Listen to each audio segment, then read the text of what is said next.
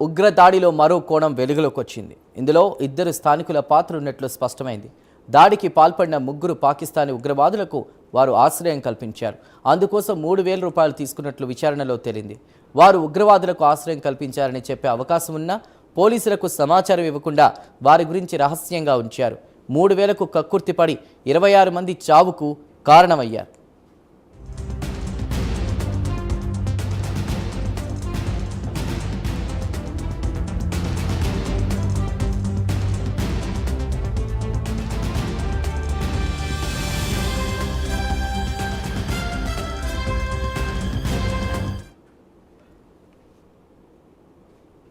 జమ్మూ కాశ్మీర్లోని పెహల్గాం సమీపంలో ఉన్న బైసిరన్ మైదానంలో జరిగిన ఉగ్రదాడికి నేటితో ఏడాది పూర్తవుతుంది.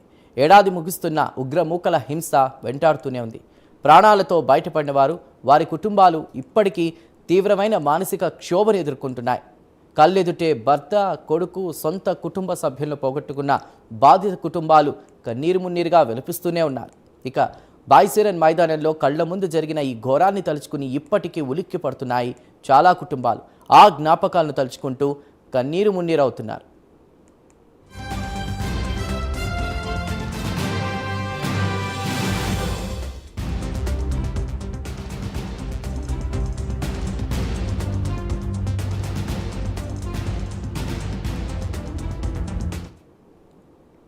ఇంతకీ ఉగ్రదాడికి ముందు ఏం జరిగింది? గత ఏడాది ఏప్రిల్ 21 రాత్రి 10:30 సమయంలో స్థానికులు పర్వేజ్ అహ్మద్, బషీర్ అహ్మద్ వద్ద ముగ్గురు ఉగ్రవాదులు ఆశ్రయం పొందారు.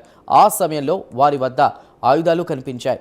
లష్కరే తోయిబా అగ్ర కమాండర్, ప్రధాన నిందితుడు సాజిద్ జుట్ అలియాస్ అలీభాయ్ గురించి మాట్లాడుకున్న మాటలను వారు విన్నారు.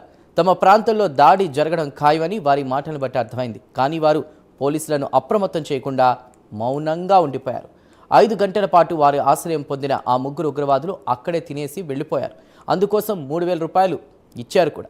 ఆ మరుసటి రోజు అంటే ఏప్రిల్ 22న దాడి జరగడానికి కొన్ని గంటల ముందు మధ్యాహ్నం 12:30 సమయంలో ఆ ఉగ్రవాదులు బైసిరన్ లోయలోని కంచెల వెనకాల నక్కారు. ఇక ఆ విషయాన్ని పర్వేజ్ అహ్మద్, బషీర్ అహ్మద్లు గుర్తించారు. కానీ అప్పుడు కూడా పోలీసులకు కానీ స్థానిక టూరిస్ట్ ఆపరేటర్లకు కానీ సమాచారం ఇవ్వలేదు.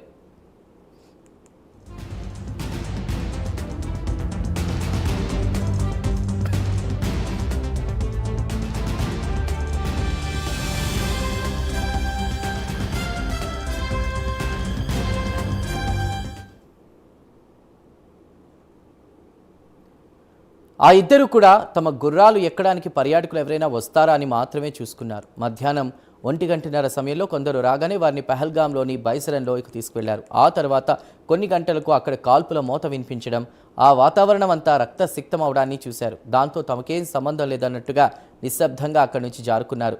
ఎన్ఐఏ దర్యాప్తులో ఈ విషయం బయటపడింది. దీంతో గత ఏడాది జూన్ 22న ఎన్ఐఏ వారిని అరెస్ట్ చేసింది. డిసెంబర్లో ఫైల్ చేసినటువంటి ఛార్జ్ షీట్లో సాజిద్ జట్ పేరుతో పాటు ఆ స్థానికుల పేర్లను చేర్చింది. దాడి జరిగిన ఏడాది తర్వాత పెహల్గాం పచ్చిక బయళ్లు తిరిగి ప్రశాంతంగా మారినప్పటికీ ప్రాణాలతో బయటపడిన వారికి ఆ గాయం వారి జీవితంలోని ప్రతి రోజును ప్రభావితం చేస్తూనే ఉంది, వెంటాడుతూనే ఉంది.